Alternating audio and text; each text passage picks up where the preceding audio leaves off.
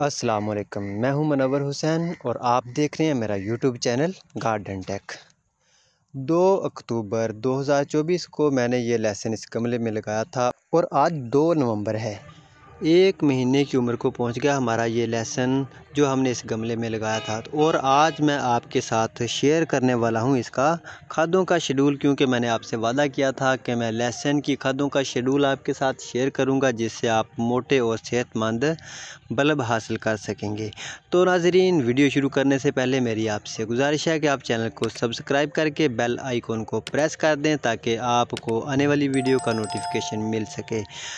आप kitchen gardening करते हैं तो यकीनन आपका जहन होगा कि आप केमिकल खादों से दूर रहें, तो इससे रहना भी चाहिए। मैं भी आपके साथ केमिकल खादें नहीं बल्कि जो कुदरती खाद है उसी के बारे में आपको बताऊंगा कि आप कुदरती खादों को इस्तेमाल करते हुए किस तरह लहसुन के मोटे बल्ब हासिल कर सकते हैं और मसनूई जहरों की बजाय हम कुदरती चीज़ों से कैसे इसके पेस्ट को कंट्रोल कर सकते हैं। आखिर क्या वजह है कि आप खाद का इस्तेमाल करते हुए भी मोटे और सेहतमंद बल्ब हासिल नहीं कर पाते?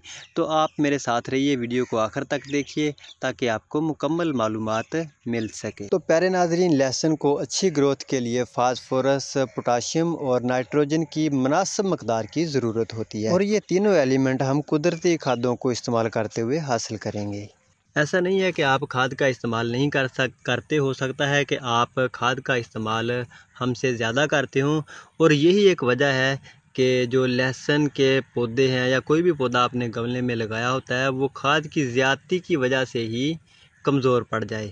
क्योंकि जब पौधा ग्रोथ कर रहा होता है, जब हम इसको खाद डालते हैं तो इसके नीचे से जो रूट्स निकलती हैं, नई जड़ें निकलती हैं, वो मिट्टी के अंदर अपनी खुराक तलाश करती हैं और पौधे को उसकी ज़रूरत के मुताबिक जो चीज़ें चाहिए होती हैं वो ज़मीन से उठा के पौधे के पत्तों में शिफ्ट कर देती हैं।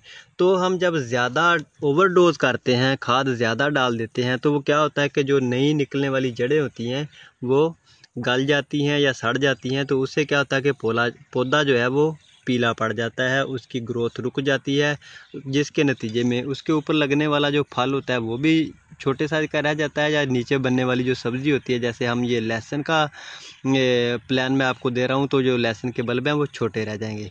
तो वक्त ज़ाया किए बगैर मैं आपको बताता हूँ कि आपने खाद कब इस्तेमाल करनी है और कौन सी इस्तेमाल करनी है। आप किसी भी नोकदार टूल की मदद से गमले में गोडी कर दें। इस तरह आपने सारे गमले में गोडी कर देनी है, ज़्यादा गहराई में नहीं जाना, क्योंकि इसकी वजह से जो नीचे लहसुन की जड़ें हैं वो डैमेज होने का ख़तरा है। तो आपने मुकम्मल इसमें गोडी कर देनी है ताकि इसके बाद हम इसमें खाद का इस्तेमाल कर सकें। तो ये है गोबर की खाद। आप गोबर की खाद भी इस्तेमाल कर सकते हैं और ये मेरे पास दूसरी एक खाद पड़ी हुई है, ये है वर्मी कंपोस्ट।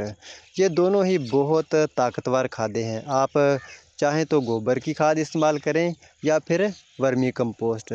सिर्फ़ ख्याल आपने ये रखना है कि इसकी जो मिकदार है उसका ख्याल रखना है। अगर आप ज़्यादा खाद डाल देंगे तो फिर बजाय इसके कि हमारे पौधों को फ़ायदा हो, उल्टा इसका नुकसान भी हो सकता है। तो आज मैं बताऊंगा कि अगर आपने गोबर की खाद डालनी है तो वो कितनी डालनी है, और अगर आपने वर्मी कंपोस्ट इस्तेमाल करना है तो वो कितना इसके अंदर आपने डालना है। तो पहले दोस्तों, ऐसा नहीं है कि आपने एक बार खाद गमले के अंदर डाल दी तो इसकी ज़रूरत पूरी होगी। नहीं, ऐसा नहीं है। आपने हर महीने इसके अंदर खाद डालनी है। खाद डालने का तरीक़ाकार मैं आपको बता दूँ कि आपने महीने के शुरू में अगर ये कंपोस्ट का इस्तेमाल करना है, आप डंग कंपोस्ट इस्तेमाल कर रहे हैं, वर्मी कंपोस्ट या फिर ऑर्गेनिक कंपोस्ट जो किचन वेस्ट से हम तैयार करते हैं वो इस्तेमाल कर सकते हैं। ये तीनों खादें आप अपने गमलों के अंदर इस्तेमाल कर सकते हैं। अगर आप डंग कंपोस्ट का इस्तेमाल कर रहे हैं तो ये आपने पहले महीने डालनी है, तकरीबन आप 2 मुट्ठी डाल दें, दूसरे महीने भी आपने 2 मुट्ठी डालनी है और तीसरे महीने में आप इसकी 1 मुट्ठी डाल सकते हैं। फिर बस आपके पौधे की ज़रूरत पूरी हो गई है।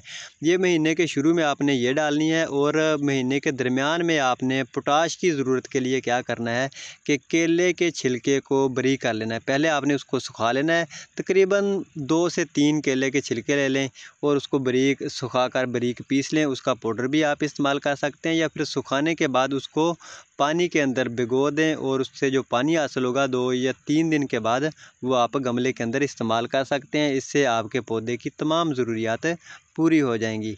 तो खाद आपने ऐसे इस्तेमाल करनी है कि अगर आप डंग कंपोस्ट इस्तेमाल कर रहे हैं तो आपने नवंबर में 2 मुट्ठी आपने गमले के अंदर ऐड कर देनी है, दिसंबर में भी 2 मुट्ठी और जनवरी के महीने में आपने जो जनवरी के शुरू में भी आपने 1 मुट्ठी जो गोबर की खाद है वो इस्तेमाल करनी है।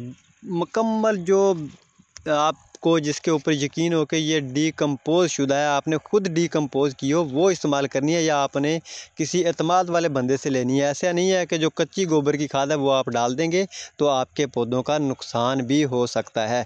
तो बेहतर है कि आप वर्मी कंपोस्ट का इस्तेमाल करें, इसमें किसी भी किस्म का कोई शक नहीं रहेगा, आपके पौधों का कोई नुकसान नहीं होगा।